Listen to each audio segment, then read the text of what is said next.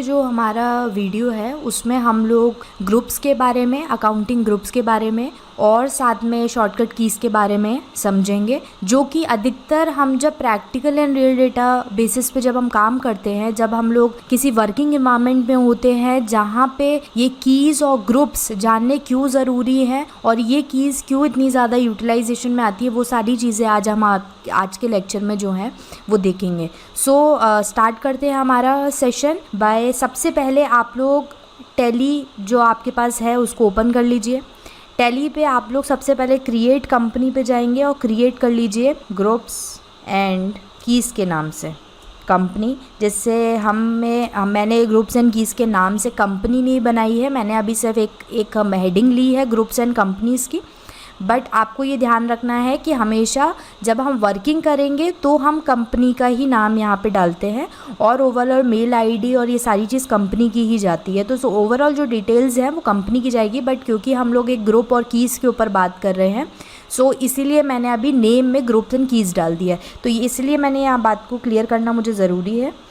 अब हम जाते हैं इसमें, और मैंने आपको ये चीज़ पहले भी बता चुकी है कि अकाउंट्स विद इन्वेंट्री जो है वो ये 2 टाइप की कंपनीज़ हमें हमेशा फॉर्म करने मिलती है, एक accounts only and second accounts with inventory. Accounts only का मतलब होता है जहाँ पे सिर्फ और सिर्फ आप फाइनेंस या रिसिप्ट पेमेंट कॉन्ट्रा जनरल का काम करते हैं, जहाँ इन्वेंट्री पार्ट का काम नहीं होता।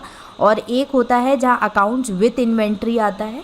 अकाउंट्स विद इन्वेंट्री में आपको ध्यान रखना है कि यार रिसिप्ट पेमेंट कॉन्ट्रा का काम तो साथ में आएगा ही, साथ में इन्वेंट्री का काम भी आप कर सकते हैं। जैसे फॉर सपोज हम मैन्युफैक्चरिंग यूनिट में जाते हैं या हम इंडस्ट्री लेवल पे जाते हैं तो वहाँ पे हम लोग के पास जो काम होता है वो अकाउंट्स विद इन्वेंट्री के साथ रहता है। तो अभी मैं accounts with inventory he company को चूज़ करके रखूँगी। साथ में जो फाइनेंशियल ईयर फ्रॉम है, फाइनेंशियल ईयर 1/4 से ही स्टार्ट होता है, 1 अप्रैल से और 31 मार्च को एंड होता है।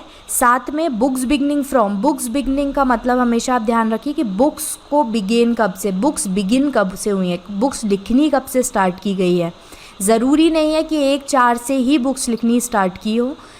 आपको जो बुक्स बिगनिंग होती है वो कई बार क्या होता है कि अप्रैल से ना हो के मई से हुई हो, जून से हुई हो, तो हम जो भी जिस भी मंथ में हम लोग उस एंट्रीज़ को क्या बुक्स को बिगिन कर रहे हैं उनकी डेट्स यहाँ पे डाली जाएंगी।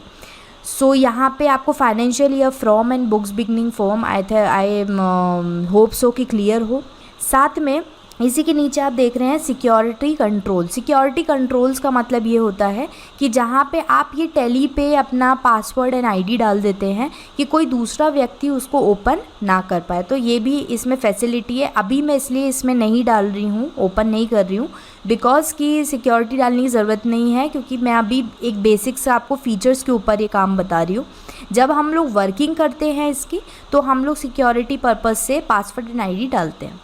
अब हम लोग इसको क्या करते हैं, कंट्रोल ए से सेव। ये कंपनी इंपोर्ट हो रही है, कंपनी आप ऐसे ही फॉर्म कर लेंगे और ये आपकी कंपनी फॉर्म हो गई। ग्रुप्स एंड कीज़ के नाम से आपकी कंपनी फॉर्म हो गई। यहाँ आपका करेंट जो ईयर है वो आ रहा है 1/4/2021 से 31/3/2020। साथ में आपके पास अभी यहाँ पे आ रहा है date of last entry, no voucher entry. अभी हमने क्योंकि कोई एंट्री नहीं करी है इसलिए नो वाउचर एंट्री यहाँ पे शो कर रहा है। अब सबसे पहली चीज़ जो हमें स्टार्ट करनी है वो आप समझने की कोशिश करें कि आपके लिए अकाउंट इन्फो में जब हम जाते हैं तो ग्रुप्स क्या होते हैं। ग्रुप्स एक्चुअली में वो पार्ट होते हैं जिससे कि आपकी balance sheet, profit and loss, tradings, report, statement सब पे इफेक्ट पड़ता है अगर आपने ग्रुप ठीक से नहीं डाला। जैसे फॉर सपोज फिक्स एसेट्स एक लेजर है ना। फिक्स एसेट्स में जैसे हमने फॉर सपोज लिया मशीनरी, तो मशीनरी क्या है, मशीनरी एक लेजर है। बट जब हम उसको ग्रुप में डालते हैं तो फिक्स एसेट्स ग्रुप हो जाता है उसका। तो फिक्स एसेट्स आपका कहाँ पे आता है, बैलेंस शीट में शो होता है। जैसे फॉर सपोज मैं आपको विद एग्जांपल समझाऊंगी, जिसमें सबसे पहले हम ये समझेंगे ग्रुप कौन कौन से होते हैं। जो टैली है उसमें अधिकतर ग्रुप्स आपको फॉर्म ही मिलते हैं। ओके, कई ग्रुप्स आपको अलग से बनाने पड़ेंगे तो आप बना सकते हो, बट अधिकतर मैक्सिमम ग्रुप्स आपको टैली पे फॉर्म मिलते हैं। तो अभी हम ये समझ लेते हैं ग्रुप्स कितने टाइप के होते हैं, देन हम इसके बाद इसका प्रैक्टिकल करके देखेंगे कि ग्रुप्स जो है वो किन किन रिपोर्ट्स के ऊपर कहाँ कहाँ इफेक्ट डालता है। तो हम ऑल्ट में जाएंगे ऑल्ट में देखिए आपके पास ये पूरे ग्रुप्स आपके सामने आपको दिखाई दे रहे हैं, ये लिस्ट ऑफ ग्रुप्स है। अब इन ग्रुप्स का मतलब समझ लेते हैं सबसे पहले। तो बैंक अकाउंट, जो हमारा बैंक अकाउंट है वो ग्रुप का मतलब क्या है। बैंक अकाउंट दो टाइप के होते हैं, आपने सुना होगा current and saving. Saving account जो होता है वो अधिकतर जो सैलरीड पर्सन होते हैं उनके लिए खुलता है, और करेंट अकाउंट बिजनेस पर्सन के लिए खुलता है। तो सेविंग और अगर करेंट अकाउंट आएगा तो वो बैंक अकाउंट में हम उस ग्रुप में डालेंगे, ठीक है। दूसरा है OCC अकाउंट। OCC का मतलब होता है open cash credit account. OD is overdraft account. ये एक्चुअली में ये वो अकाउंट होते हैं बैंक के जिसमें कि एक लिमिट दी होती है आपको, उस लिमिट के बेसिस पे आपको काम करना होता है। जैसे फॉर सपोज़ 50,000 रुपये की लिमिट आपको दी है, तो अगर आप उस लिमिट में से जितना भी पैसा यूटिलाइज़ करेंगे वो पैसे के ऊपर आपको इंटरेस्ट पे करना पड़ेगा। तो अगर आप जैसे क्रेडिट कार्ड्स हो गए, या हम कोई ऐसे लोन की बात करें जैसे मॉर्गेज लोन हो गए, या हमें OD कोई लिमिट दी हुई है, तो इस टाइप के जो लोन्स होते हैं वो OCC account and OD accounts में शो होते हैं, जिसमें एक लिमिट फॉर्म होती है। Branch and divisions. Branch and divisions का मतलब ये होता है कि आपने सुना होगा कि फॉर सपोज़ कि हम कोई भी कंपनी ले तो उसकी ब्रांचेस अलग अलग जगह पे हो सकती है ना। ब्रांच एंड डिविजन्स का मतलब होता है अलग अलग जगह पे, प्लेस वाइज ज़रूरी नहीं है कि सेम हो। जैसे फॉर सपोज़ मैं एक लेती हूँ एक्सिस बैंक। अब जैसे एक्सिस बैंक है तो एक्सिस बैंक की ज़रूरी नहीं है कि ब्रांच जो है एक ही जगह पे हो, उसकी ब्रांचेस अलग अलग जगह पे हो सकती है, और उन ब्रांचेस के उन अलग अलग ब्रांचेस का जो अकाउंटिंग है वो भी अलग अलग तरीके से फॉर्म होता है, कोई एक दूसरे से मैच नहीं होता। ओके, इसके बाद डिविजन्स का मतलब होता है कि डिपार्टमेंटल वाइज उनको बांटा गया है ना, उसमें अलग अलग डिपार्टमेंट्स हैं। तो ब्रांचेस एंड डिविजन्स इस तरीके से काम आता है कि अगर आप अलग अलग कंपनीज़ के अलग अलग ब्रांच एंड डिविजन्स पे काम करें तो आप यहाँ पे इसमें आराम से इसको डाल सकते हैं और अलग अलग करके अकाउंटिंग कर सकते हैं। Capital account.